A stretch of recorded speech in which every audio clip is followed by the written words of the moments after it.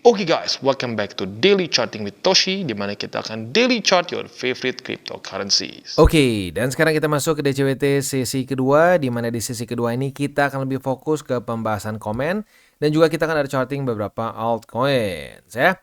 Nah, sebelum kita mulai, gua harus ingatkan kita malam ini jadwalnya padat ya, luar biasa padat. Mulai dari jam sebenarnya 7:30 sih banyaknya ya. 7:30 ada yang pertama durable goods order. Ini bintang 3, tapi menurut gue yang lebih penting sebenarnya 3 di bawah ini. Jadi ada 4 data penting, tetapi 3 yang ekstrim penting menurut gue ya. Yang pertama GDP. Ini penting karena ya kita sudah sering bahas ya, GDP ini adalah salah satu cara paling mudah untuk kita tahu satu negara dalam keadaan resesi atau tidak. Kalau 2 kuartal berturut-turut minus artinya resesi begitu ya. Nah, jadi GDP sangat penting. Lalu initial jobless claim terakhir kali, dua kali ya.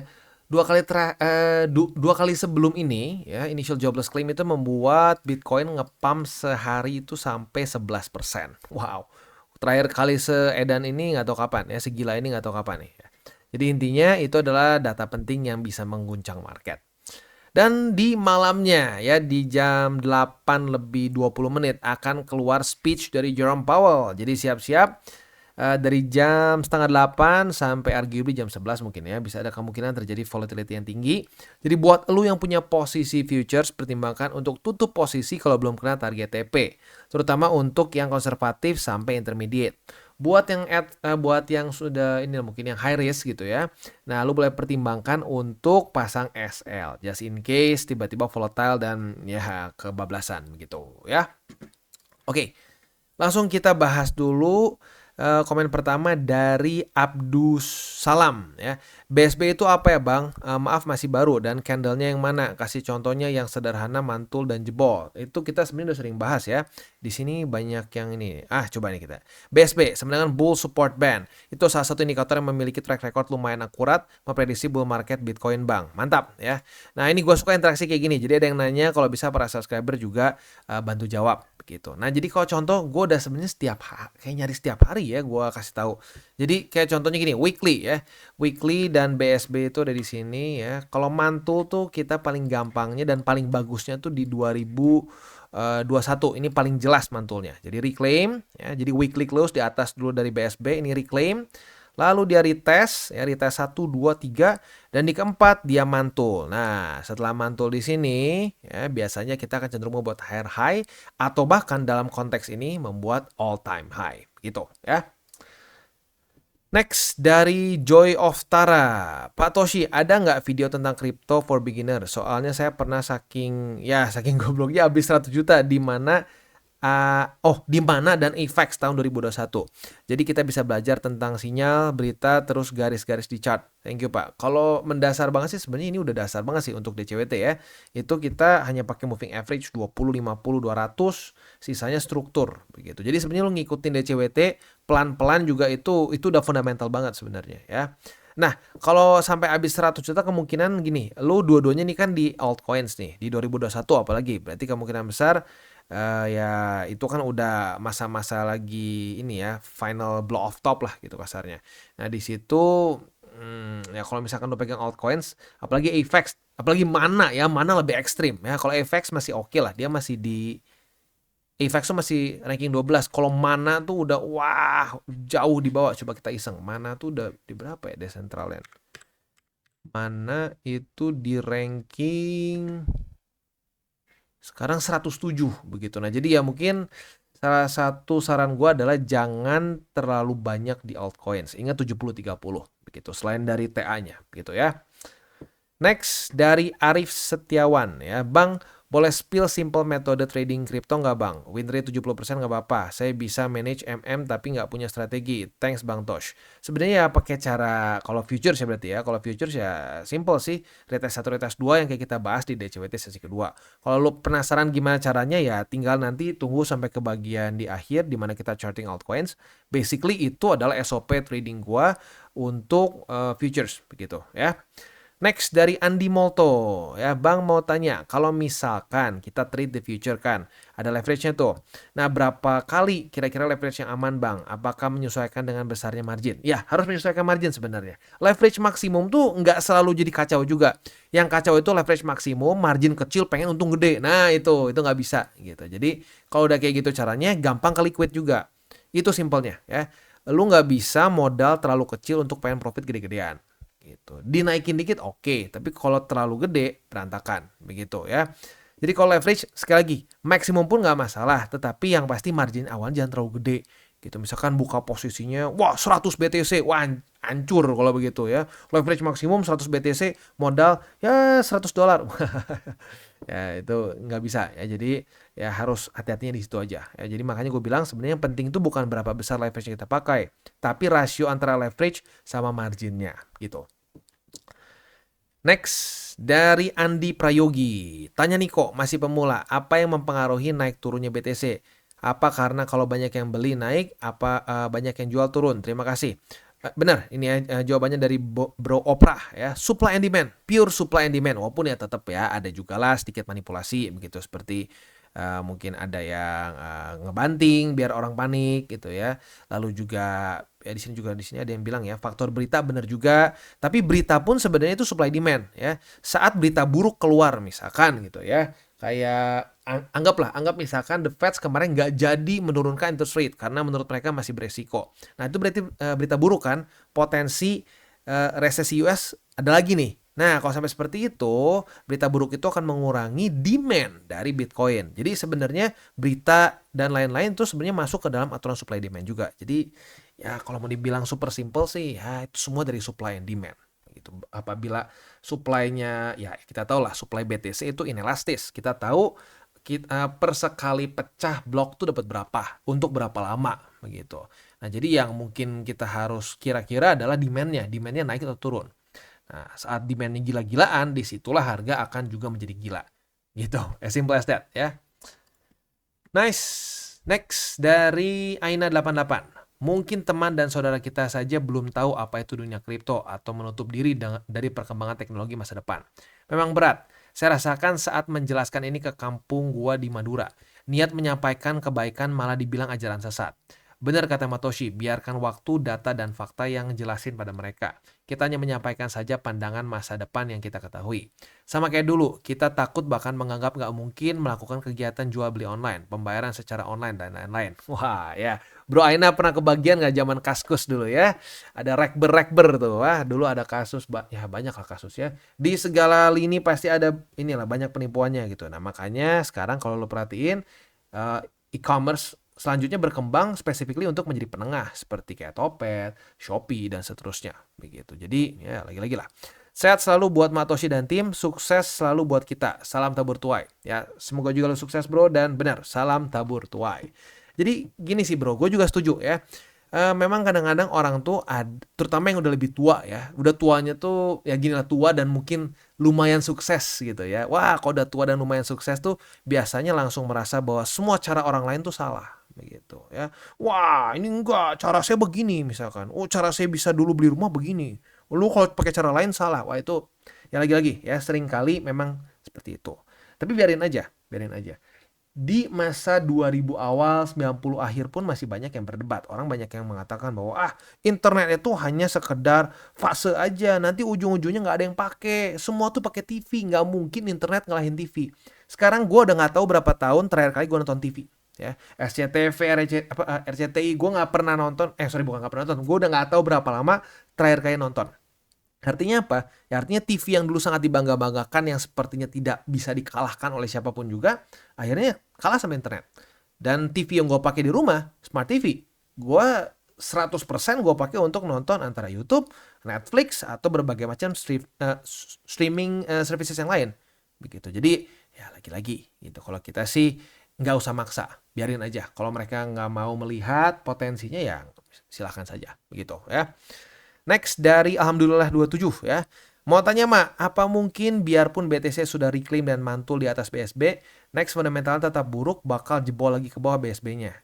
Di bawah BSB lagi. Soalnya saya masih belum bisa baca efek dari kalender ekonomi. Belum lagi faktor September Red di BTC dan US. Sehat dan sukses selalu Matoshi dan tim. Thank you, thank you.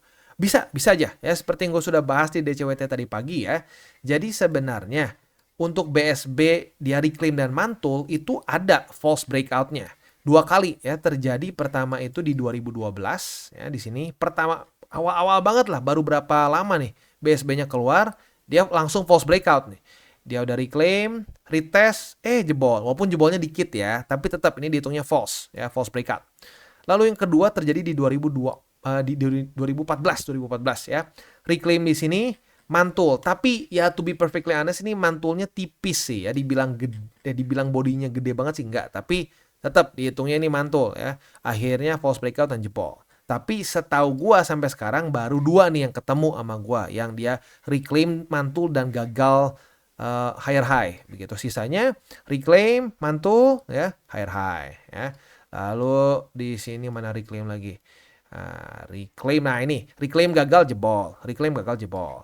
Nah sini reclaim, di sini gagal mantul jebol lagi ya. Dan di sini juga sama, gagal mantul jebol lagi. Jujurnya lebih sering gagal mantul dan jebol sih kalau kita lihat ya. Tapi kalau mau kita ambil contoh lagi yang mantul berhasil di sini, reclaim, mantul di sini, rally ya. Nah, jadi baru 2 kali yang gua tahu ya selama ini ya. Kalau lu ketemu lagi yang lain boleh coba komen di bawah. Tapi ya akurasinya berarti kan selama 12 tahun gitu ya, hanya 2 kali false signal menurut gua sih oke. Nah, jadi ya gitu aja. Tapi bukan berarti nggak mungkin ya. Mungkin aja nih bisa jadi yang ketiga, bisa-bisa aja ya. Tapi kalau kita ngomongin dari statistik ya kita mendingan ambil yang seringnya terjadi begitu ya. Nice comment ini ya. Nice comment and question. Next dari motivasi ya, itu garis-garis biru yang banyak banget maksudnya apa? Ada angka 50, 75 dan 2 buah garis biru, tolong dijelasin Bang. Itu sebenarnya gue udah pernah sih kemarin. Coba di sini udah ada yang kayaknya ada yang jawabin juga nih. Wah, dari Bro Encek Cuan nih, ya salah satu subscriber kita yang cukup sering komen juga. Saya izin bantu jawab. Itu yang di video Kotoshi maksudnya garis support Kak, biar bisa untuk DCA, dollar cost average atau cicil beli ya. Kalau 50%, 75% itu maksudnya jumlah nominal yang akan di DCA dari peluru atau budget buat DCA yang Kotoshi punya. Misalkan budget setiap bulan 1 juta, nanti dibagi-bagi berapa pelurunya ya. Untuk Bro motivasi silakan boleh dibaca boleh dibaca komennya dari Bro Encek Cuan. Ini bener ya. Percis seperti yang kita sudah sering jelaskan. Wah, mantap. Ini gue suka banget ya. Ini yang gue sangat harapkan dari para subscriber gue yang udah lebih lama, terutama yang dari 2022 ya. Misalkan ada di video kita ada orang yang mungkin masih sama sekali nggak kebayang nih maksudnya apa, boleh bantu jawab seperti Bro Encek Cuan nih. Thank you banget Bro. Ini very nice ya. Next dari murid Bang Toshi. Bang minta saran dong, selain beli BTC 70%, boleh nggak kita beli banyak macam-macam altcoin? Apa fokus beli 1 atau 2 aja? Gini, kalau gue pribadi sih sebisa mungkin jangan kebanyakan. Kalau bisa di bawah dari 10 pair udah termasuk BTC Ethereum ya. Jadi kenapa jangan terlalu banyak? Karena kalau terlalu banyak nanti lu pusing sendiri gitu ya. Gue pakai tim aja kadang-kadang suka pusing sendiri. Itu pun nggak sampai puluhan ya, cuma belasan pair aja kadang-kadang aduh pusing. Ternyata di mana ya kemarin ya? Oh, average kita di mana nih? Nah, kalau lu kebanyakan pair pusing sendiri ya. Jadi sekali lagi kalau gue saranin sih lebih baik di bawah dari 10 ya untuk keseluruhan portofolio spot lo begitu ya. Next dari Albert Benedictus. Halo Bang Toshi, kalau trading di spot bagusnya pakai SL atau nggak usah Bang? Tergantung ya, tergantung. Tapi in general sih, kalau mau ngomong in general ya, enggak. Kalau gue pribadi enggak begitu, karena trading spot itu untuk gue jangka panjang. Ya sebenarnya sih kalau ngomong technically speaking banget sih, bukan jangka panjangnya kayak 10 tahun nggak di TP. Nggak ya, kalau gue tuh masuknya ke position trader, di mana gue akumulasi di awal dari business cycle, di mana orang lagi semua nggak terlalu suka belanja ya, nggak terlalu suka investasi. Di 2022 deh, siapa yang beli BTC di 2022?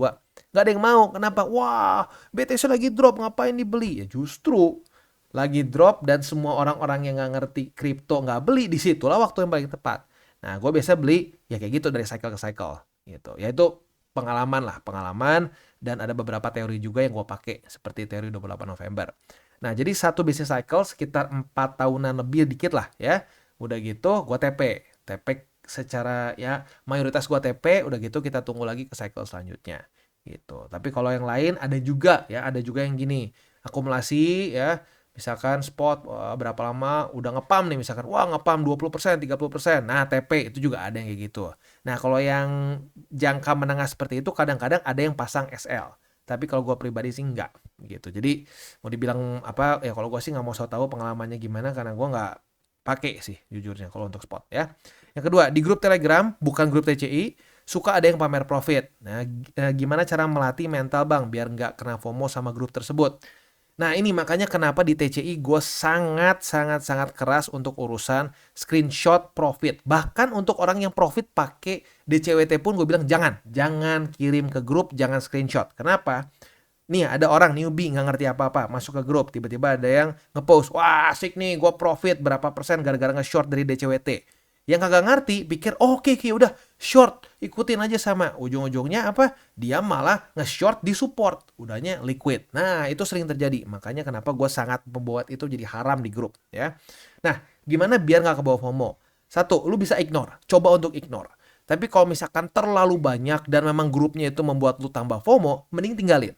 Karena udah nggak jelas lah kalau grup yang bikin lu FOMO. Ya, jadi itu aja sih saran gue. Ya. Soalnya saya nggak cuma trading atau invest di kripto aja. Bagus ya. Karena gue juga nggak cuma di kripto. Ada berbagai macam lainnya juga. Tapi ya gue lebih fokusnya untuk di YouTube ini kita bahasnya kripto. Paling adalah sedikit nyerempet ke market lain. Gitu ya. Nice. Next dari Skyline Sojourns, Bang Toshi mau tanya kalau DCA pakai metode martingale tanpa kita memperhatikan TA kira-kira bagaimana? Bagus atau tidak Bang? Sebenarnya bisa ya, tapi BTC ya. BTC, DCA, martingale gitu itu oke lah. Kalau di alts nggak tahu, some bisa, some no at all gitu ya. Beberapa memes terutama nggak bisa ya. Tapi kalau BTC, Ethereum sih oke lah ya. Nah martingale-nya berapa?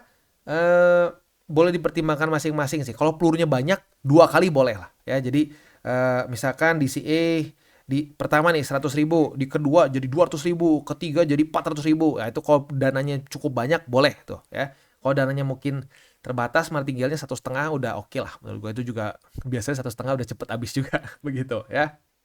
Nice. Next dari JK Channel. Selamat sore Bang Toshi. Ada beberapa pertanyaan yang masih buat saya agak bingung. Mohon arahannya.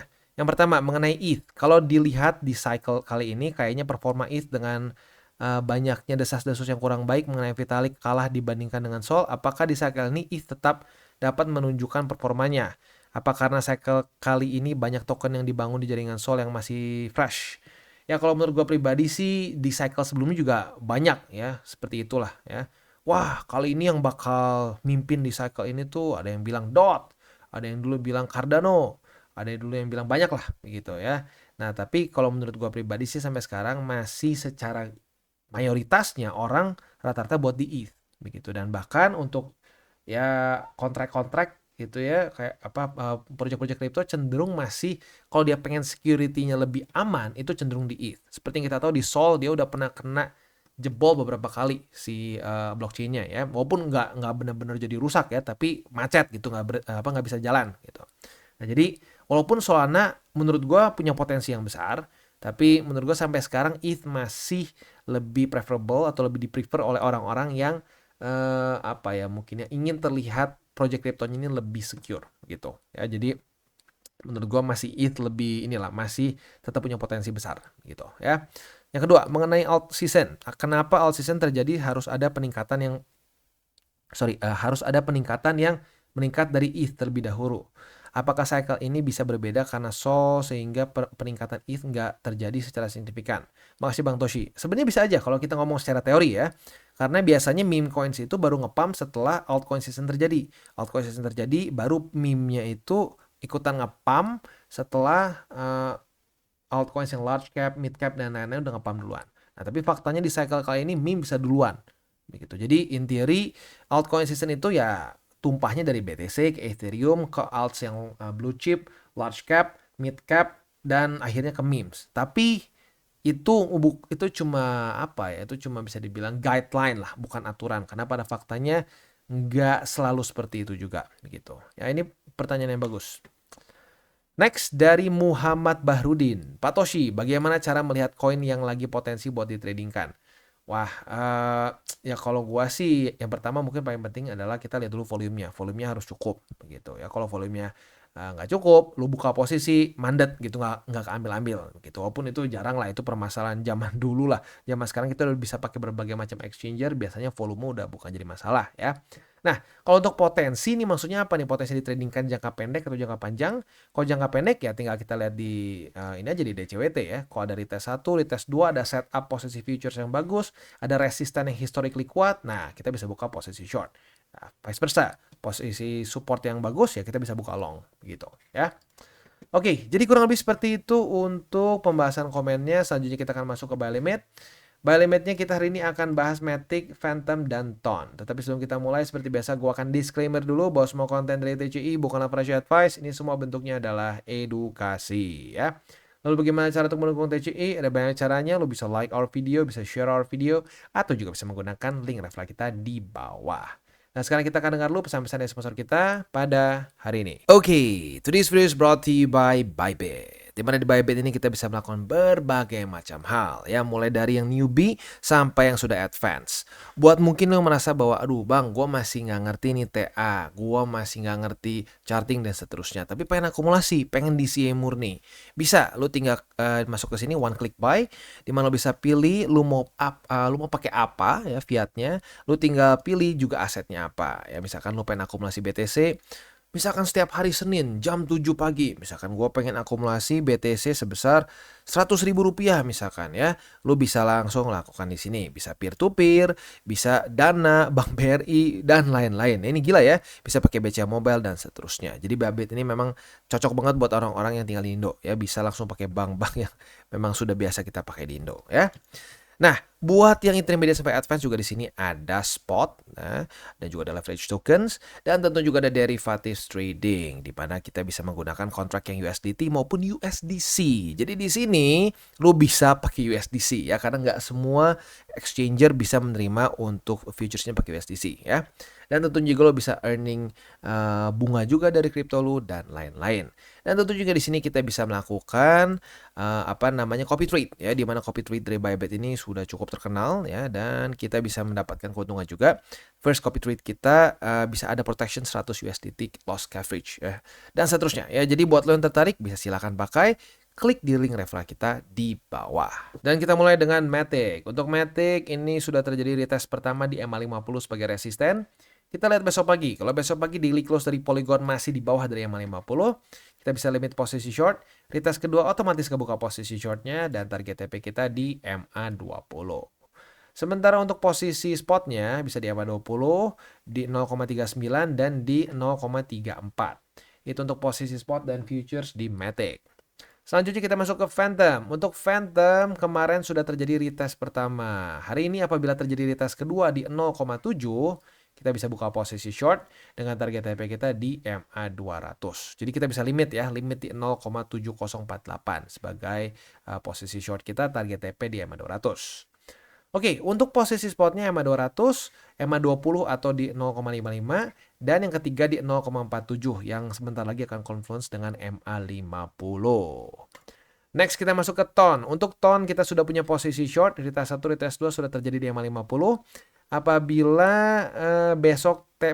kalau besok daily closing di atas dari MA50, cut loss ya. Tapi selama masih belum di atas dari MA50, boleh pertimbangkan untuk ditahan aja. Target TP-nya di angka 5,53. Tapi reminder, jangan lupa nanti malam 7:30 kita akan keluar banyak data penting. Jadi buat lo yang buka posisi futures, dekat-dekat 7:30 belum kena target TP, pertimbangkan untuk tutup posisi, terutama untuk yang konservatif sampai intermediate. Buat yang agresif silahkan mau ditahan, tapi ya kalau bisa pasang SL gitu ya. Oke, itu kurang lebih gambarannya untuk DCWT sesi kedua. Kita tutup dengan 3 golden rules. Jangan pakai uang panas, jangan over leverage, dan berpikirlah jangka panjang. Oke guys, jadi itu adalah akhir dari segmen DCWT kita pada hari ini.